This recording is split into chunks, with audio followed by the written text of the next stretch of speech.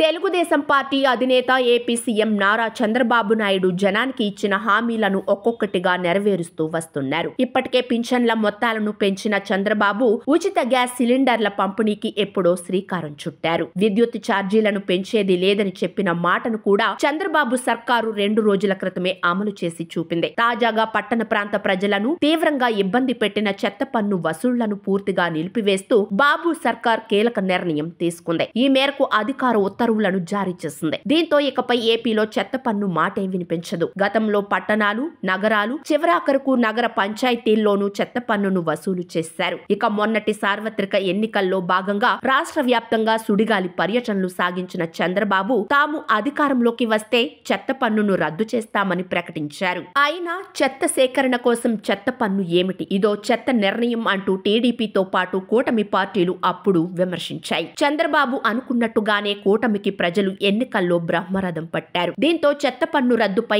ఆలోచన చేసిన చంద్రబాబు సర్కారు డిసెంబర్ 31 నుంచి చెత్త పన్ను వసూళ్లను నిలిపివేసింది. తాజాగా ఆ నిర్ణయానికి అనుగుణంగా మున్సిపల్ చట్టాన్ని సవరిస్తూ రాష్ట్ర ప్రభుత్వం గెజిట్ జారీ చేసింది. ఫలితంగా ఏపీలో చెత్త పన్ను అన్న మాట వినిపించడం లేదు. చంద్రబాబు తీసుకున్న ఈ నిర్ణయంపై ఏపీ ప్రజలు హర్షం వ్యక్తం చేస్తున్నారు. చెత్త పన్ను అనేదే లేకుండా చేసిన చంద్రబాబు మా పరిస్థితి అర్థం చేసుకున్నారు అంటూ అభినందిస్తున్నారు. రానున్న రోజుల్లో చంద్రబాబు మరింతగా ప్రజలకు సంక్షేమం అందించే దిశగా ఆలోచిస్తున్నారని తెలుగు తమ్ముళ్లు చెబుతున్నారు.